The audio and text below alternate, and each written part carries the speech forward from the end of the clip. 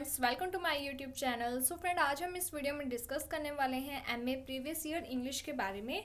तो इसमें आपके टोटल 5 यूनिट्स हैं, जिसमें से जो फिफ्थ यूनिट है इसमें आपको जो भी टॉपिक आएगा उसमें क्या है कि आपको अपने ही व्यूज़ लिखने पड़ेंगे। तो ऐसा नहीं है कि इसके बारे में मैं आपको ये कहूँ कि आपको इस टॉपिक को अच्छे तरीके से रटना है, ऐसा इसमें आपको कुछ भी नहीं करना है। तो सबसे पहली चीज़ तो यहाँ पर ये है कि फिफ्थ यूनिट है जो, उसमें आपको अपने ही जो थॉट्स हैं वो लिखने हैं। इसके बाद जो यूनिट फोर्थ है इसमें क्वेश्चन है जो वो इस तरीके से बन सकता है कि जो रीडिंग कॉम्प्रीहेंशन है वो किस तरीके से किया जाता है, कौन से इसके इंपॉर्टेंट बातें हैं जो हमें ध्यान में रखनी चाहिए। इसी तरीके से जो ये जो आगे के टॉपिक है जैसे कि इवैल्यूएटिंग स्टाइल है जो, उसका क्या मीनिंग होता है, किस तरीके से किया जाता है, ये सारी बातें। तो इसके लिए मैं आपके लिए वीडियोस बना दूंगी, आप इससे अच्छे तरीके से पढ़ सकते हो। और जो यूनिट थर्ड है इसमें बेसिकली क्या है कि जो स्पीच मैकेनिज्म है उससे रिलेटेड जो क्वेश्चन है वो ज़्यादा बनते हैं, जिसमें कोई भी आपको वर्ड दे दिया जाएगा, फोनेटिक वर्ड दे दिया जाएगा और ये पूछा जाएगा कि इसको किस तरीके से बोला जाता है, इसका मैनर, आर्टिकुलेशन, इस टाइप के क्वेश्चंस बनते हैं। तो ये जो 2 यूनिट्स है ये आपको अच्छे तरीके से करनी है, unit third and unit fourth. इसके बाद है यूनिट फर्स्ट एंड सेकेंड। इसमें मेनली क्या है कि जो सेकंड यूनिट है इसमें आपको ये बेनिफिट है कि अगर आपको थोड़ी बहुत ग्रामर आप सीख लेते हो तो इससे क्या है कि आपके फिलअप्स आते हैं।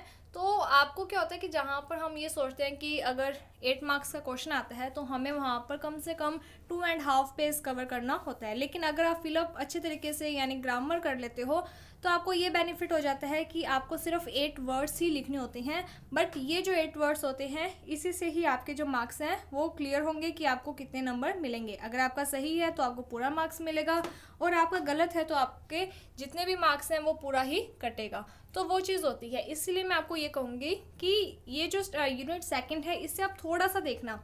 अगर आप थोड़ा भी अच्छे तरीके से पढ़ लेते हो तो इसमें क्या है कि जो 8 मार्क्स के क्वेश्चन आते हैं वो आपके प्रॉपर हो जाएंगे। अगर आप कोई भी क्वेश्चन की थ्योरी लेकर आते हो तो उसमें बेसिकली क्या होता है कि 8 मार्क्स के क्वेश्चन में आपको 5 के आसपास ही मार्क्स मिलते हैं। लेकिन अगर आपने फिलअप्स अच्छे तरीके से कर लिए हैं, ग्रामर अच्छे तरीके से अगर आप कर लो तो इससे क्या होता है कि अगर आपके 7 फिलअप सही हैं तो आपको 7 के 7 मार्क्स मिलेंगे। इसीलिए थोड़ा बहुत हम इस यूनिट पर ज़्यादा फोकस करेंगे। एंड इसके अलावा यूनिट फर्स्ट है तो देखो जो फिफ्थ यूनिट है उसमें से ज़्यादा क्वेश्चन आते हैं सेक्शन सी में। तो मैं आपको यहाँ पर पेपर दिखा देती हूँ इस तरीके से, जैसे आपका पेपर है। तो जो स्टार्टिंग के यूनिट्स है इसमें तो मेन क्या होता है कि जो सेक्शन ए के क्वेश्चन है 2 मार्क्स के वो ज़्यादा आएंगे। इसके बाद जो सेक्शन बी है इसमें आपकी मेन जो यूनिट है वो फर्स्ट, सेकंड, थर्ड में से ही क्वेश्चन पूछे जा रहे हैं। तो यहाँ पर देखो मैं यही चीज़ कह रही थी कि यहाँ पर फिलअप्स आए हुए हैं प्रेपोजिशन से रिलेटेड। तो अगर आपने प्रेपोजिशन अच्छे तरीके से पढ़ ली है तो आपके ये वाले जो क्वेश्चन हैं वो वैसे ही सही हो जाएंगे। एंड इसके बाद जो नेक्स्ट यहाँ पर फिलअप्स हैं ये आपके सब्जेक्ट वर्ब एग्रीमेंट वाला जो टॉपिक है जिसको कॉनकर्ड के नाम से लिखा गया है उसमें से आए हुए हैं। और ये सिर्फ रूल्स होते हैं, अगर आपने रूल्स थोड़े बहुत ऊपर से देख लिए अच्छे तरीके से और आपके पास अभी टाइम भी है तो थोड़ा बहुत अगर आप ध्यान से करो तो ये वाले जो मार्क्स हैं ये आपके कहीं पर भी नहीं जाएंगे, प्योर आपको ही पूरे मार्क्स मिल सकते हैं। इसके बाद कुछ क्वेश्चंस भी होते हैं, इन सब के बारे में हम डिस्कस करेंगे। एंड अगर आप ये पेपर देखते हो तो आपकी unit first section A and section B के जो क्वेश्चन है वो आपकी यूनिट फर्स्ट, सेकंड और थर्ड में से आए हुए हैं। इसके बाद जैसे यहाँ पर सेक्शन सी दे रखा है तो इसमें आपको एक टॉपिक दे दिया जाएगा, उस पर आपको थॉट लिखने हैं अपने, ठीक है। एंड इसके अलावा यहाँ पर यूनिट जो थर्ड है उसमें से आर्टिकुलेशन मैनर वाला है। ये आपको वर्ड्स दिए हुए हैं, आपको ये बताना है कि इसका क्या मैनर है, कहाँ से कौन से प्लेस से इसका आर्टिकुलेशन वगैरह होता है। इसके बाद 11th क्वेश्चन में फिर आपको सीवी लिखनी है जो कि आपको मैंने करवा दी है तो आप देख सकते हो वीडियो में। एंड इसके अलावा यहाँ पर आपको फिर एक पोइम दी गई है, उसके बारे में आपको लिखना है कि क्रिटिकल अप्रिशिएट करना है कि ये पोइम है जो वो कौन सी ये जो स्टैंज है वो कौन सी पोइम में से आई हुई है, इसके पोइट का क्या नाम है, इस पोइम में क्या बातें कही गई हैं, पोइट क्या कहना चाहते हैं। एंड इसके साथ इसकी राइम स्कीम कैसी है, इसका राइटिंग स्टाइल कैसा है, अगर इसमें लिटरेरी टर्म्स का यूज़ किया गया है। तो मैं बेसिकली आपको ये चीज़ कहना चाहती हूँ कि जो सेक्शन सी है उसमें क्या है कि आपको खुद को अपना दिमाग लगाना पड़ेगा ज़्यादा। तो यहाँ पर ये जो 40 मार्क्स का पेपर है इसमें मेन क्या है, जैसे कि आप सी भी अच्छे तरीके से कवर कर सकते हो। एंड इसके अलावा ये जो यूनिट थर्ड है ये आप अच्छे तरीके से कवर कर सकते हो। तो आपको 4 यूनिट्स तो अच्छे तरीके से पढ़नी ही पड़ेंगी। सबसे पहली चीज़ तो आपके लिए ये है। तो आज का जो हमारा टॉपिक है वो है सब्जेक्ट वर्ब कॉन्कर्ड। तो आपको डायरेक्ट वहाँ पर कॉन्कर्ड के नाम से लिखा हुआ है। इसमें कुछ नहीं, जो भी रूल्स हैं वो आपको बस एक बार देखने हैं, जिससे कि आपको इजी वे में पता चल जाएगा। बस आपको ये जो रूल्स हैं इन्हें आप एक दो बार देख लेना। आपके ये अगर फिलअप में आते हैं तो आप इजी वे में यही क्वेश्चन करके आओ, ताकि आपको अच्छे नंबर मिल जाएं। एंड स्ट्रेस लेने वाली कोई भी बात नहीं है, क्योंकि आपको भी पता है पेपर 100 नंबर का आता है, और नॉर्मल सी बात है कि जो परसेंटेज है वो यही 50 से 60 के बीच में ही रहती हैं। तो बिना स्ट्रेस लिए आराम से पढ़ने की कोशिश करना। सो स्टार्ट करते हैं आज का टॉपिक, सब्जेक्ट वर्ब कॉन्कर्ड। थोड़ी सी वीडियोस लॉन्ग होंगी, बट अगर आप इन वीडियोस को देखते हो तो आपके लिए बेनिफिट होगा। तो सबसे पहले सब्जेक्ट वर्ब एग्रीमेंट भी कह देते हैं। इसका मीनिंग क्या होता है? आपको क्या है कि एक सेंटेंस में, जैसे मैं आपको यहाँ पेपर दिखा देती हूँ। इस पेपर में क्या है, जैसे आपको सब्जेक्ट के अकॉर्डिंग वर्ब लगानी होती है। यहाँ पर आपका सब्जेक्ट क्या है? The number of students. तो यहाँ पर जो वर्ब है वो कौन सी आएगी? बी का मीन्स है कि यहाँ पर इज, एम, आर, ये वाली वर्ब्स का यूज़ होगा। द नंबर ऑफ स्टूडेंट्स है जो, इसमें कौन सी वर्ब आएगी? आपको ये जो चीज़ है ये यहाँ पर लिखनी है। तो ये जैसे यहाँ पर अगला जो है उसमें लिखा हुआ है आई हु, तो आगे जो वर्ब है वो आपको सब्जेक्ट के अकॉर्डिंग लगानी है, मीन्स आई के अकॉर्डिंग लगानी है। तो कौन सी वर्ब लगाओगे? जब भी आपको बी दे रखा है तो इसका मीनिंग है इज, एम, आर, तो आपको इज, एम, आर में से कोई एक वर्ब यहाँ पर लगानी है, जैसे कि आई हु एम, इस तरीके से। तो ये सारे रूल्स हैं जिसके बारे में आज हम इस वीडियो में डिस्कस करेंगे। सबसे बेसिक नॉलेज आपके लिए यही है कि आपको पहले ये पता होना चाहिए कि दो प्रकार के सब्जेक्ट होते हैं, एक होते हैं सिंगुलर और एक होते हैं प्लूरल। सिंगुलर कौन से होते हैं? जैसे कि ही, शी, इट, ये सभी सिंगुलर होते हैं। और प्लूरल कौन से होते हैं? आई, वी, यू, दे। इसके बाद आपको ये पता होना चाहिए कि इसके साथ इज, एम, आर लगता है, वाज, वर किसके साथ लगता है, हैज़, हैव किसके साथ लगता है। ये सारी बातें आपको पता होनी चाहिए। अगर आपको नहीं पता है तो मैं अलग से एक वीडियो बना दूंगी। अदरवाइज़ यहाँ पर मैंने लिखा हुआ है कि जो इज, एम, आर है उसमें से आई के साथ एम लगता है, वी, यू, दे जो प्लूरल वर्ड है इनके साथ आर लगता है, ही, शी, इट जो कि सिंगुलर है इनके साथ इज लगता है। अगर आप देखते हो हैज़ और हैव, तो जो हैज़ है वो सिंगुलर के साथ लगता है, हैव प्लूरल सब्जेक्ट के साथ लगता है। तो यहाँ पर मैंने प्लूरल और सिंगुलर लिख रखे हैं, तो आप इसे देख लेना। और एक चीज़ मैं आपको बताती हूँ, जैसे कि देखो इज है, पीछे क्या है? एस, तो ये सिंगुलर सब्जेक्ट के साथ लगेगा। वाज या वर में से वाज के पीछे क्या है? एस, तो जो वाज है वो सिंगुलर के साथ लगेगा, वर प्लूरल के साथ। हैज़ है में से हैज़ के पीछे क्या है? एस, एस किसके साथ लगता है? सिंगुलर सब्जेक्ट के साथ। तो हैव किसके साथ लगेगा? प्लूरल के साथ। डू या डज, डज के पीछे क्या है? एस, एस मीन्स सिंगुलर, तो डज किसके साथ लगेगा? सिंगुलर के साथ। डू किसके साथ लगेगा? प्लूरल के साथ। ठीक है, तो ये चीज़ है, बस आपको ये पता चाहिए कि सिंगुलर सब्जेक्ट कौन से हैं, तो ही, शी, इट। अगर आपको इतना पता है कि कौन सी वर्ब किसके साथ लगती है, तो अब आपको देखनी है रूल्स। तो रूल्स कुछ है जिसके बारे में डिस्कस करेंगे, एक दो बार देखना आ जाएंगे। सबसे पहले यहाँ पर कहा गया है सब्जेक्ट वर्ब एग्रीमेंट, यानी कि सब्जेक्ट के अकॉर्डिंग आपको वर्ब लगानी है। एग्रीमेंट की जगह कॉन्कर्ड भी लिखा हुआ होता है। राम एंड मोहन, तो यहाँ पर एंड के थ्रू क्या है? दो पर्सन के बारे में बात हो रही है। जब एक से ज़्यादा के बारे में बात हो रही है तो नॉर्मल सी बात है कि क्या होगा? प्लूरल सब्जेक्ट आपका बनता है, तो आपकी वर्ब कैसे आएगी? प्लूरल। तो यहाँ पे जैसे आपको ब्रैकेट में दे दे गो, ठीक है, तो जो सिंगुलर होता है उसके साथ तो क्या लगता है? गोस। लेकिन अगर प्लूरल है तो सिर्फ वर्ब की फर्स्ट फॉर्म लगती है, तो यहाँ पर क्या लगेगा? गो। इसी तरीके से अगर कॉम्बिनेशन के बारे में बात होती है तो अब कैसे होगा? जैसे कि अब देखो राइस एंड कड़ी, अब देखा जाए तो एंड लिखा हुआ है, तो राइस और कड़ी दो अलग अलग चीज़ें हैं। लेकिन अगर आप ध्यान से देखोगे तो ये एक कॉम्बिनेशन है, किस चीज़ का? एक फेवरेट डिश का। तो एक डिश है कौन सी? कड़ी चावल, ठीक है। तो कड़ी चावल एक डिश होने के कारण इसको सिंगुलर में काउंट किया जाता है। और अगर सिंगुलर में काउंट किया जाता है तो आपको जैसे ब्रैकेट में बी वर्ड दे रखा है और ये कहा जाए कि बी का मीनिंग क्या हुआ कि आपको इज, एम, आर में से कोई वर्ब का यूज़ करना है, तो सिंगुलर के साथ क्या लगता है? इज़, आर प्लूरल के साथ लगता है और एम आई के साथ लगता है। Bread and butter is a healthy breakfast, तो ब्रेड और बटर ये भी एक कॉम्बिनेशन के बारे में बात हो रही है, तो यहाँ पर भी क्या आएगा? इज़। लेकिन यहाँ पर देखो ब्रेड एंड बटर, इसके साथ अब आर आ रखा है, क्यों? क्योंकि सोल्ड हेयर, दो चीज़ें यहाँ पर, ब्रेड भी बेची जाती है, बटर भी बेचा जाता है। ऐसा नहीं है ना कि ब्रेड के ऊपर बटर लगा कर बेचा जाता हो। अगर आप शॉपकीपर से ब्रेड और बटर मांगोगे तो इसका मीन्स ये नहीं है कि वो आपको ब्रेड के ऊपर बटर लगाकर देगा, वो आपको एक ब्रेड का पैकेट देगा और एक बटर का। तो वो चीज़ है जहाँ पर कॉम्बिनेशन के बारे में बात हो रही हो, जैसे कि डिश है इस तरीके से, तब तो सिंगुलर, अदरवाइज जो सब्जेक्ट है वो आपका क्या बन जाएगा, प्लूरल। अब कुछ सिंगुलर सब्जेक्ट होते हैं जो सिंगुलर के रूप में ज़्यादा यूज़ किए जाते हैं, जैसे कि bread and butter, horse and carriage, घोड़ा गाड़ी, स्लो एंड स्टीडी, हमर एंड सिकर, ब्रेकिंग एंड एंटरनिंग। तो ये जो वर्ड्स होते हैं इनके साथ सिंगुलर वर्ब का यूज़ होता है। Singular verb is am are में से इसका यूज़ होता है।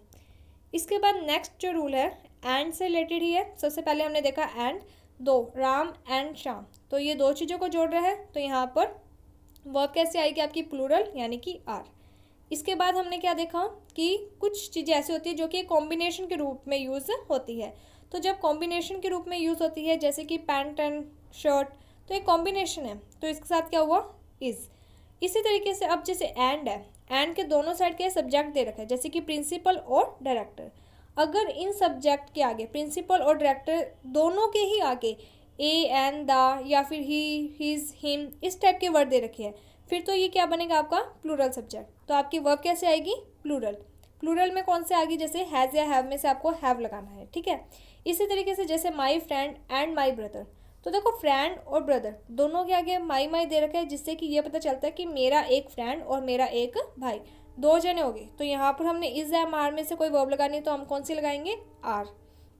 लेकिन बाई चांस ऐसा हो जाए कि आपको एक साइड तो इज एम आर या हिज, हिम इस टाइप के वर्ड दे रखे हैं और दूसरी साइड आपको कुछ भी नहीं दे रखा, डायरेक्ट अगला वर्ड दे रखा है, तो आपकी वर्ब कैसे आएगी, सिंगुलर, जैसे कि द प्रिंसिपल एंड डायरेक्टर।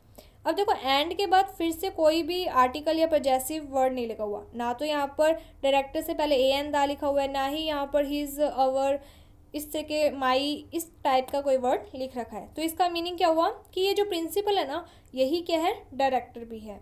तो एक पर्सन जब दो जगह पे है, दो पोस्ट पर है, प्रिंसिपल की भी और डायरेक्टर की भी, तब इसके लिए किसका यूज़ होगा, सिंगुलर हेल्पिंग वर्ब का यूज़ होगा।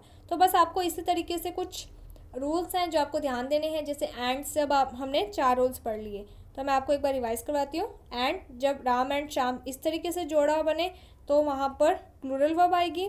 अगर एंड कोई कॉम्बिनेशन को दिखा रहा है तो सिंगुलर वर्ब आएगी।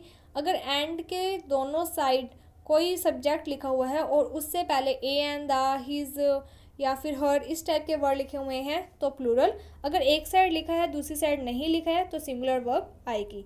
अब मैंने आपको ये तो बता दिया कि सिंगुलर वर्ब कौन सी होती है और प्लूरल कौन सी होती है। अगर आप कंफ्यूज होते हो तो आप ये देख लेना, जिस भी वर्ड के पीछे एस लिखा होता है, जैसे कि डज, इज एम आर में से इज, हैज़ एम में से हैज़, वाज वर्ड में से वाज, तो ये जिनके पीछे भी एस लिखा हुआ है ये सारी सिंगुलर वर्ब्स होती हैं जो कि सिंगुलर सब्जेक्ट के साथ आती हैं।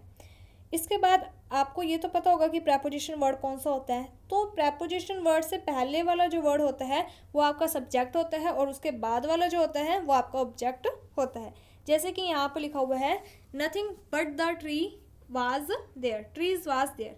तो अब हमारे वर्ग के लोग क्या करेंगे, नथिंग बट द ट्रीज, तो हमने ट्रीज़ के अकॉर्डिंग वर्ब लगाने की कोशिश करते हैं। लेकिन ये जो रूल है वो क्या कहता है कि हमें नथिंग के अकॉर्डिंग लगानी है हमारी वर्ब, क्योंकि जो बट है वो क्या है, एक प्रेपोजिशन है और प्रेपोजिशन से पहले वाले वर्ड को हमें ध्यान में रखकर ही वर्ब लगानी है, क्योंकि इसके बाद जो वर्ड है द ट्री ये हमारा ऑब्जेक्ट में काउंट होता है। तो नथिंग है जो वो सिंगुलर के रूप में काउंट होता है, इसीलिए यहाँ पर क्या आएगा, वास। अब इसके बाद वाले जो रूल्स हैं वो सभी इजी हैं, स्टार्टिंग के रूल्स थोड़े से टफ थे, तो अब हम जल्दी जल्दी इसे कवर कर लेंगे। अब कुछ वर्ड्स हैं जो आपको बस ये पता होना चाहिए कि ये सिंगुलर में आते हैं या फिर प्लूरल में आते हैं। देखो नथिंग का मीन्स कुछ नहीं, एवरीथिंग का मीन्स सब कुछ, एवरीवन, नो वन, ये जितने भी वर्ड्स हैं ये सभी अपने साथ कौन सी वर्ब लेंगे, सिंगुलर वर्ब लेते हैं, ठीक है। जैसे कि यहाँ पर लिखा हुआ है every one of the boys dash to ride a bike, ठीक है, और आपको ब्रैकेट में दे दिया लव। तो अब आपको क्या है कि every one of the boys, आप बॉयज़ को देखकर वर्ब नहीं लगाओगे, आप एवरी वन को देखकर वर्ब लगाओगे। और एवरी वन, नथिंग, एनीथिंग, ये जितने भी वर्ड्स हैं ये अपने साथ सिंगुलर वर्ब लेते हैं। तो यहाँ पर जो वर्ब लगेगी वो लगेगी लव्स, ठीक है। लव वर्ब की फर्स्ट फॉर्म होती है जो कि प्लूरल सब्जेक्ट के साथ लगती है, और जो लव एस या ई एस लग जाए वर्ब की फर्स्ट फॉर्म के साथ वो सिंगुलर सब्जेक्ट के साथ लगती है। तो ये चीज़ मैं आपको थोड़ा बताना चाहती थी। इसके अलावा ईच, एवरी, आइदर, नाइदर, ये जितने भी वर्ड्स हैं ये सभी अपने साथ सिंगुलर वर्ब लेते हैं। जैसे कि ईच ऑफ द 10 बॉयज़, अब ऐसा नहीं कि आप 10 बॉयज़ के अकॉर्डिंग लगाओगे, नहीं, ऑफ आ गया ना, तो जो ऑफ है वो एक प्रेपोजिशन वर्ड है। तो इससे पहले वाला वर्ड कैसा है, ईच। तो ईच, आइदर, नाइदर, ये सभी सिंगुलर वर्ब लेते हैं। तो आपको यहाँ पर इज एम आर में से अगर कुछ यूज़ करना है तो आप इज़ का यूज़ करोगे। हैज़ एम में से यूज़ करना है तो आप हैज़ का यूज़ करोगे। इसके बाद आगे यहाँ पर दे रखा है एक अगला रूल है। देखो पहले हमने जो पढ़ा वो था ओनली एक वर्ड है ना, जैसे either of the two boys, neither of the two criminals. अब यहाँ पर है एक दो जोड़ों के रूप में, जैसे आइदर और, neither NOR, not only but also, या फिर दो सब्जेक्ट के बीच में दिया हुआ है और। अब अगर इस टाइप के दो जोड़ों के रूप में आता है तब अब आपको क्या करना है कि जो लास्ट वाला सब्जेक्ट है उसके अकॉर्डिंग वर्ब लगानी है। जैसे एग्जाम्पल देखो, शी और आई। अब यहाँ पर और दे रखे है ना, तो और के बाद क्या है, आई। तो आई के अकॉर्डिंग आप इज एम आर में से किसका यूज़ करोगे, एम का। इसी तरीके से शी और आई। इसके बाद अब आपको हैज़ या हैव में से यूज़ करना है तो आप किसका यूज़ करोगे, हैव का, क्योंकि आई के साथ क्या यूज़ होता है, हैव। तो मैं ये चीज़ बताना चाहती हूँ कि जब जोड़ों के रूप में आता है, जैसे कि आइदर राम और मोहन, तो आपको मोहन के अकॉर्डिंग लगाना है। आइदर शीला और हर फ्रेंड्स, तो अब आपको फ्रेंड्स के अकॉर्डिंग लगानी है जब कभी भी दो जोड़ों के रूप में यूज़ होगा। इसके बाद कुछ वर्ड्स हैं जैसे कि as well as, along with, together with, headed by, including, beside, and, not, like, dislike, इस टाइप के वर्ड्स। ये सभी क्या है, प्रेपोजिशन वर्ड हैं। तो इनसे पहले जो सब्जेक्ट है उसके अकॉर्डिंग आपको वर्ब लगानी है, जो कि आपका क्वेश्चन भी आया हुआ है। तो जब आप ये रूल्स पढ़ लोगे तो मैं आपको आपके जो क्वेश्चंस है वो भी दिखाऊंगी, जिससे कि आपको कंफर्म हो जाए कि किस टाइप के क्वेश्चंस आ रहे हैं, आपको वो क्वेश्चन क्लियर हो रहे हैं या फिर नहीं। जैसे कि यहाँ लिखा हुआ है Rita as well as her sister. अब यहाँ पर आपको किसके अकॉर्डिंग वर्ब लगानी है, रीता के अकॉर्डिंग लगानी है, क्योंकि एज वेल एज है जो, वो क्या कहता है कि मेरे से पहला वाला सब्जेक्ट देखो, बाद वाला चाहे सिंगुलर है प्लूरल है, आपको ध्यान नहीं देना, आपको रीता के अकॉर्डिंग वर्ब लगानी है। तो रीता क्या है, सिंगुलर, तो आपकी जो वर्ब है वो कैसे आएगी, सिंगुलर। सिंगुलर में जैसे आपको ब्रैकेट में दे दिया जाएगा बी, तो बी का मीन्स है कि आपको इज एम आर में से यूज़ करना है। तो रीता सिंगुलर है तो आपको किसका यूज़ करना है, इज का। इसी तरीके से आगे जैसे दे रखा है the political leader as well as his followers. अब ऐसा नहीं है कि आप फॉलोवर्स को देखकर लगाओगे, आपको पॉलिटिकल लीडर के अकॉर्डिंग लगाना है, क्योंकि प्रेपोजिशन से पहले वाला सब्जेक्ट यह है पॉलिटिकल लीडर, जो कि सिंगुलर है। इसके बाद जो नेक्स्ट रूल है वो है 1/3 ऑफ, 2/3 ऑफ, 3/4 ऑफ, 10-20%, या फिर 1/3, इस तरीके से most, most of, some of, a lot of, lots of, all of, all, enough, plenty of, ये जितने भी वर्ड्स हैं, ठीक है। जैसे कि कोई हिस्से के बारे में बात आती है ना, कि एक चीज़ है उसका 1/3, 2/3, 3/4, इस टाइप के, ज़्यादातर, यानी कि ये जितने भी वर्ड्स हैं इनके बाद जो भी सब्जेक्ट है ना, चाहे वो सिंगुलर तो सिंगुलर वर्ब, अगर प्लूरल सब्जेक्ट है तो प्लूरल वर्ब। जैसे यहाँ लिखा हुआ है सम बॉयज़। अब देखो सम सभी के साथ आ सकता है, सिंगुलर के साथ भी आ सकता है, प्लूरल के साथ भी आ सकता है। तो अब आपको ये देखना है कि जो बॉयज़ है वो क्या है, ज़्यादा है या फिर कम है। तो बॉयज़ को ज़्यादा है, प्लूरल है, तो अगर आपको इज एम आर में से यूज़ करना है तो आप किसका यूज़ करोगे, आर का यूज़ करोगे, क्योंकि जो इज है वो सिंगुलर के साथ यूज़ होता है, एम है जो वाई के साथ यूज़ होता है, और जो आर है वो ज़्यादा मीन्स प्लूरल के साथ यूज़ होता है। इसके बाद जो नेक्स्ट रूल है वो है 1 ऑफ, उसके बाद जैसे कोई भी प्लूरल दे रखा है तो आपकी जो वर्ब है वो कैसे आएगी, सिंगुलर, क्योंकि ऑफ के बाद वाला जो है वो ऑब्जेक्ट होता है, आपको सब्जेक्ट के अकॉर्डिंग वर्ब लगानी है। तो ऑफ से पहले वाला जो वर्ड है वो आपका सब्जेक्ट है। तो यहाँ पर अगर आप देखते हो तो 1 ऑफ द बॉयज़, तो 1 के अकॉर्डिंग आपको वर्ब लगानी है, और 1 के अकॉर्डिंग आपकी सिंगुलर वर्ब लगेगी, तो आपको वाज लगाना है। इसी प्रकार से ये कुछ वर्ड्स हैं, और ये वर्ड्स हमेशा प्लूरल के रूप में काउंट होते हैं। People, cattle, police, nobility, bacteria, data, vermin, peasantry, electorate, gentry, poultry, ये जितने भी वर्ड्स हैं ये प्लूरल होते हैं, इनके साथ जो वर्ब है वो भी कैसे आएगी, प्लूरल ही आती है। इसके बाद नेक्स्ट रूल है, ये जो कुछ वर्ड्स हैं ये भी क्या हैं, प्लूरल ही हैं, इनके साथ भी कैसी वर्ब लगेगी, plural. Trouser, pants, trapping, spectacles, shorts, tongs, goggles, scissors, jeans, pyjamas, binoculars, ये जितने भी वर्ड्स हैं ये सभी कैसे हैं, ये प्लूरल वर्ड्स हैं, ठीक है। इनके साथ जो वर्ब है वो भी कैसी लगेगी, प्लूरल। और जो 13th रूल है इसमें क्या कहा गया है, जैसे यहाँ पर न्यूज़ है, पीछे हमने क्या देखा, S, mathematics, fanatics, statics, darts, अब इनके पीछे भी एस एस है, लेकिन ये जो वर्ड्स हैं ये सिंगुलर में काउंट होते हैं। इनके साथ जो वर्ब है वो कैसे लगेगी, सिंगुलर वर्ब लगेगी। तो बस आपको ये जो वर्ड्स हैं इन्हें थोड़ा ध्यान में देना है कि कोई भी अगर आपका बुक का नेम आ रहा है या फिर कोई भी बीमारी का नेम आ रहा है, मेनली मिसल्स, मॉम्स, रिकेट्स, तो ये सभी सिंगुलर के रूप में काउंट होते हैं और उनके साथ जो वर्ब है वो भी सिंगुलर लगती है। और इसके बाद नेक्स्ट जो रूल है उसमें कहा गया है कलेक्टिव जो नाउन होते हैं उसमें आपको सेंस देखना पड़ेगा, आपको वो पूरा सेंटेंस देखना पड़ेगा, ठीक है। उसके बेस पर आपको सिंगुलर और प्लूरल की पहचान करनी पड़ेगी। जैसे कलेक्टिव नाउन कौन से हैं, audience, team, class, jury, family, ये सभी क्या हैं, कलेक्टिव नाउन है।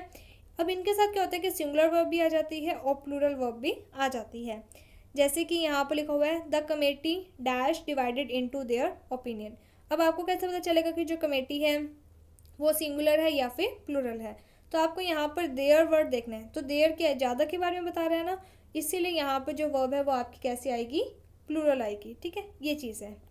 इसके बाद जो नेक्स्ट रूल है उसमें ये कहा गया है कि जैसे पुअर, ठीक है, रिच, ये जो होते हैं ये एडजेक्टिव वर्ड्स होते हैं और अगर इनके आगे दा लग जाता है तो ये किस रूप में काम आते हैं, ये एक पूरे ग्रुप को शो करते हैं। जैसे द रिच तो जितने भी अमीर लोग हैं, द पुअर जितने भी पुअर लोग हैं, तो ये पूरे ग्रुप को बता रहा है, रिप्रेजेंट कर रहा है, इसलिए इनके साथ जो वर्ब है वो कैसे आएगी, प्लूरल वर्ब आती है।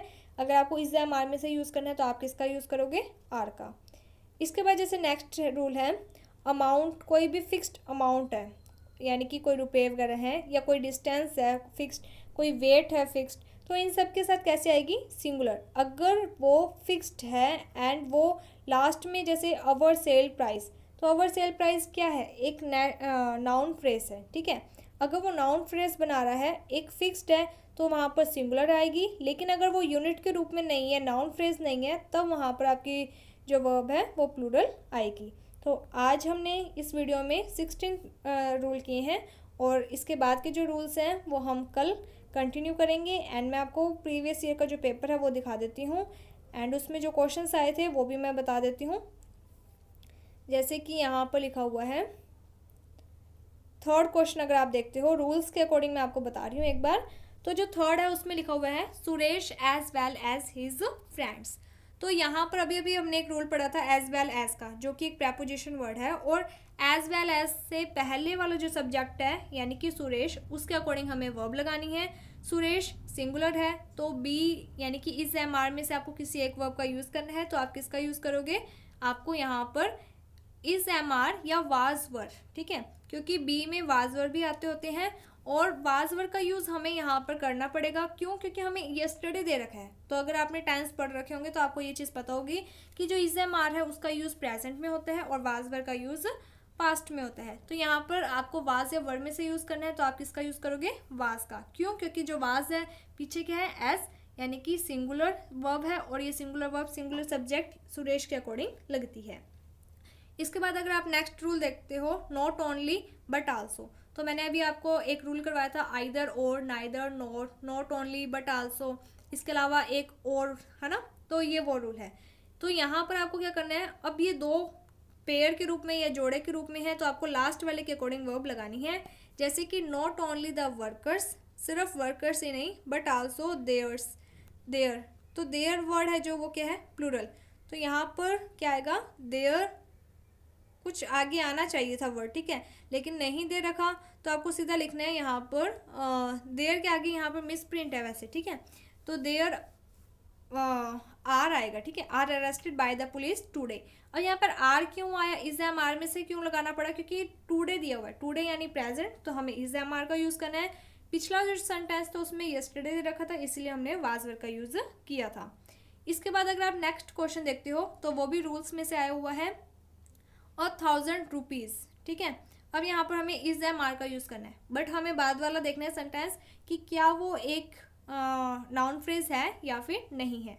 तो यहाँ पर अगर आप देखते हो not a big amount for him, 1000 rupees is not a big amount for him.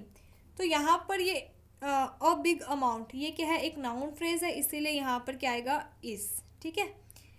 इसके बाद अगला जो क्वेश्चन है वो हम देख लेते हैं। जैसे ये क्वेश्चन दे रखा है 8th question, the list of purchase is as dash follow. तो अब हमें क्या करना है कि जो लिस्ट है, द लिस्ट ऑफ परचेजेस, जो भी हमने चीज़ खरीदी है उसकी लिस्ट, ठीक है। तो यहाँ पर हमें लिस्ट के अकॉर्डिंग वर्ब लगानी है, तो वो चीज़ हो जाएगी। तो लिस्ट के अकॉर्डिंग हम लगाएंगे फॉलोज, ठीक है। तो ये चीज़ है। एंड इसके अलावा यहाँ पर लिखा हुआ है series of this meal dash very costly, यानी कि इस मील की जो साड़ीज़ होती हैं वो सारी कैसी होती हैं, महंगी होती हैं। तो यहाँ पर जो साड़ीज़ हैं वो क्या है, प्लूरल है, तो हमें इज एम आर के अकॉर्डिंग लगानी है वर्ब, तो हम कौन सी लगाएंगे, आर। तो इस तरीके से बस एक बार आपको पढ़ने की ज़रूरत है। अगर आपने ढंग से ये रूल्स पढ़ लिए तो आपके ये सारे क्वेश्चन रूल्स के अकॉर्डिंग सारे ही सही हो जाएंगे और आपको 8 में से लगभग 6 या 7 क्वेश्चन ईजी वे में आपके कवर हो जाएंगे और आपके अच्छे मार्क्स भी आ जाएंगे। अगर आप 2.5 पेज लिखते हो तभी भी आपको इतने नंबर नहीं मिलेंगे जितने कि आप अगर ये 8 वर्ड्स सही तरीके से लिख दो तो। So thank you friends for watching my video. Thank you.